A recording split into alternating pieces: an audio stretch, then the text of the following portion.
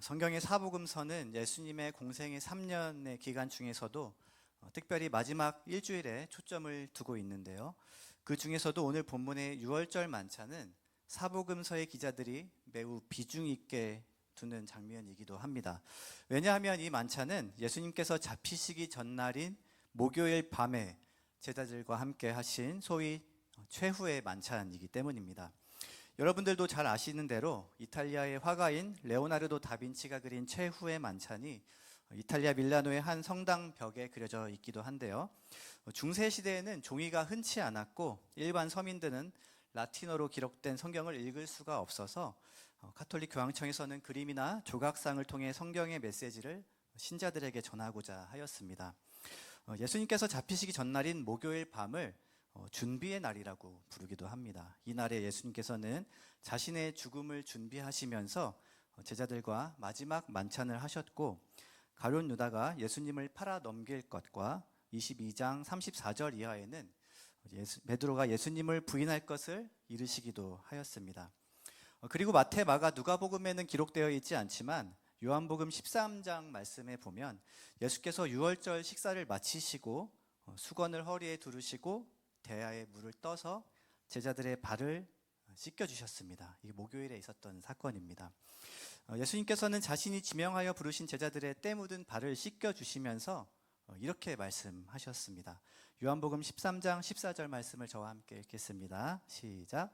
내가 주와 또는 선생이 되어 너희 발을 씻었으니 너희도 서로 발을 씻어주는 것이 옳으니라. 아멘. 스승이 제자의 발을 씻겨주는 것은 흔한 일이 아닙니다. 일출 후에 집에 돌아왔을 때 주인의 발을 씻겨주는 것은 노예들이나 하는 일이었으니까요.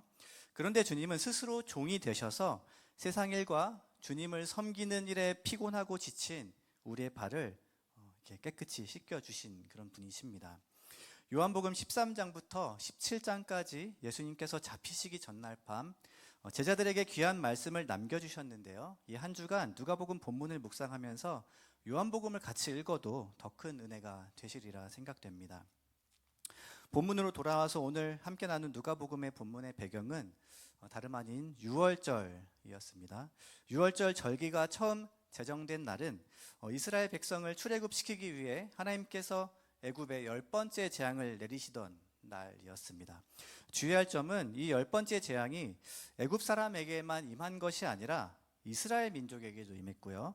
애굽에 사는 모든 민족들에게 다 임했습니다. 당시 애굽에는 이스라엘 민족뿐만 아니라 수많은 잡족들이 있었다고 출애굽기 12장 38절에서는 이야기하는데요. 하나님의 심판은 애굽 사람들이나 유대인이나 이방인이나 헬라인에게 모두 동일하게 임합니다.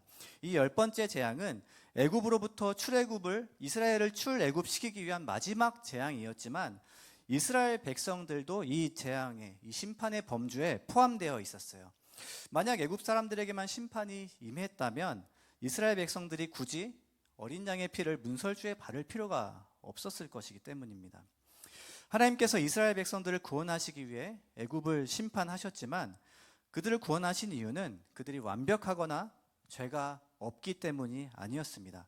죄가 있었음에도 불구하고 정결하고 거룩하게 구별하여 모든 민족을 하나님께 돌아오게 하는 열방의 제사장 나라로 삼기 위함이었습니다.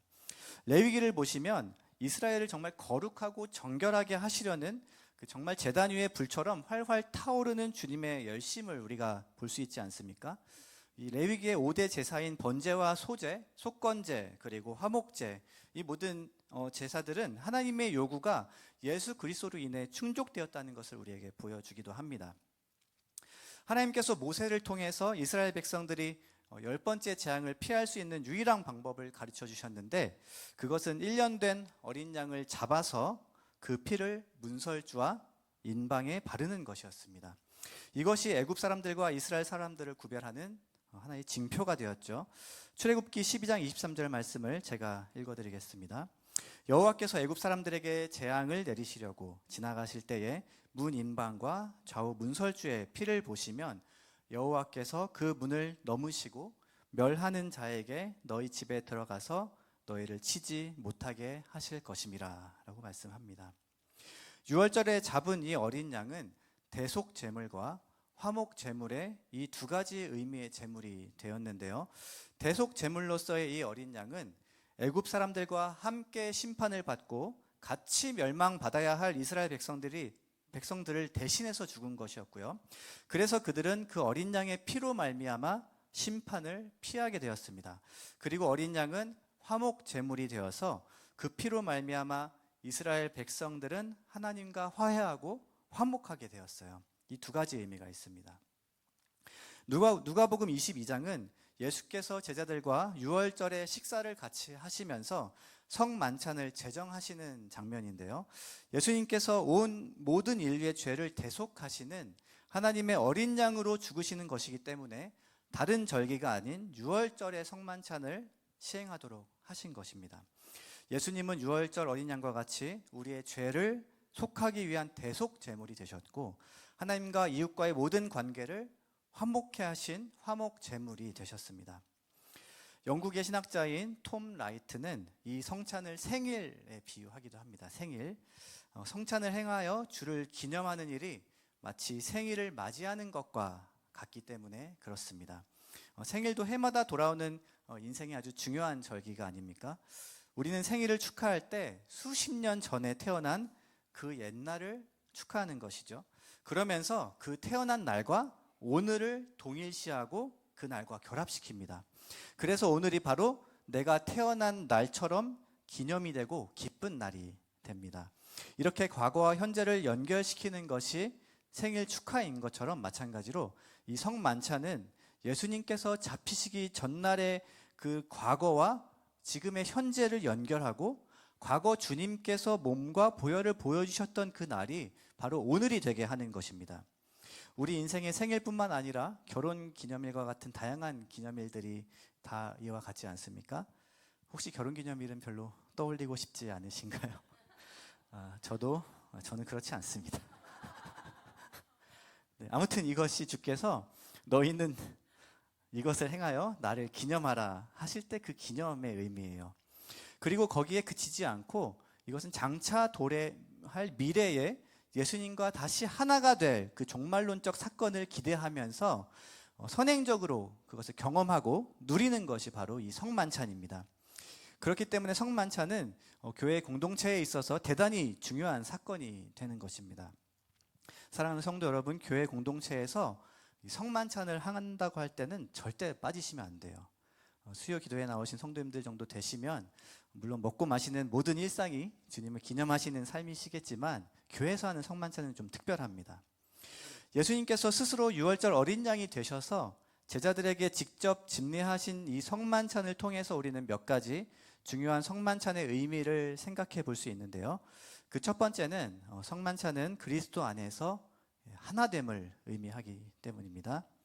예수 그리스도의 이름으로 모인 교회만이 할 수 있는 독특한 예식이 바로 이 성찬이에요. 사랑하는 성도 여러분, 교회는 무엇입니까?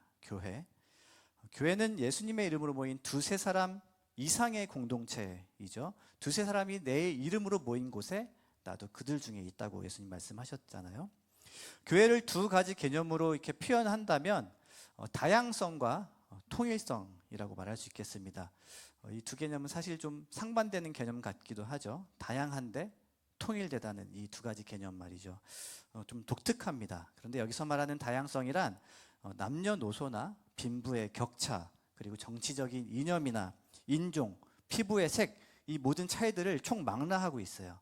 하나님은 바로 다양성의 하나님이시기 때문이에요. 나니아 연대기의 작가인 C.S. 루이스는 말콤에게 보내는 편지라는 책을 저술을 하였는데요. 저는 제가 가진 평범한 저의 생각을 깨뜨려주는 그런 망치 같은 책을 좋아하는데 이 책도 그 책들 가운데 하나입니다. 루이스는 이 책에서 말콤이라는 그 가상의 인물을 통해 성도들에게 다음과 같이 권면을 합니다. 내용은 이렇습니다. 말콤, 부디 넓은 마음을 갖게나 마음을 좀 넓히라고. 세상을 이루는 데는 온갖 종류의 사람이 필요하다네. 교회도 마찬가지야. 하나님의 은혜가 있는 곳에는 그 은혜 덕분에 우리의 본성이 확장돼서 다양성이 드러난다네. 그리고 천국은 지옥보다 훨씬 다양한 사람들이 모여 있을 것이라네 라고 말하였습니다. 예수님의 12제자들만 보아도 그 배경과 출신이 매우 다양하죠. 어부도 있고 세리도 있고 정치하던 열심당원도 있습니다. 매우 다양합니다. 그 다양성으로 인해서 제자들은 참 많이 다투기도 하였습니다. 3년간 제자들이 동고동락하면서 서로의 연약함이나 허물들을 얼마나 많이 봐왔겠어요. 선교 여행을 나가면 선교 대원들끼리도 엄청 많이 부딪힙니다. 일주일에 한 번 만날 때는 잘 몰랐는데 며칠 동안 같이 지내면 성격이나 습관 그리고 의견 차이가 드러나면서 이 마음에 불편함이 생기거든요. 사도 바울도 선교 여행 중에 오죽하면 바나바와 결별을 했겠어요. 교회는 거의 대부분의 경우에 외부의 적이 아니라 내부의 적을 통해서 분열되어졌던 것을 이미 잘 아실 거예요. 초대 교회 중에 하나인 고린도 교회의 분열의 원인은 외부의 박해가 아니었습니다. 교회 내부의 문제가 참 많았죠. 아볼로파와 바울파와 같은 당짓는 문제가 있었고, 우상에게 재물을 대하는 문제, 아니면 근친상관, 그리고 성령의 은사를 대하는 문제 등 참 무척 다양했습니다. 그래서 바울은 그런 교회의 분열을 막기 위해서 아주 중요한 해결책을 하나 제시하는데, 그것은 교회를 다시 제대로 된 성만찬의 자리에 앉히는 것이었어요. 그래서 고린도전서 11장에 성만찬에 대한 이야기가 등장합니다. 교회 공동체에는 참으로 다양한 사람들이 많이 모여 있는데 우리가 어떻게 하나가 될 수 있죠? 교회는 우리를 위해서 고난을 당하신 예수 그리스도의 그 몸과 피를 나누는 성만찬을 통해서 하나가 됩니다. 교회는 성만찬을 나누면서 그 마음의 벽이 허물어지고 주님의 몸과 보혈 안에서 그렇게 하나가 되는 신비를 자주 경험해야 되는 이유가 여기에 있어요.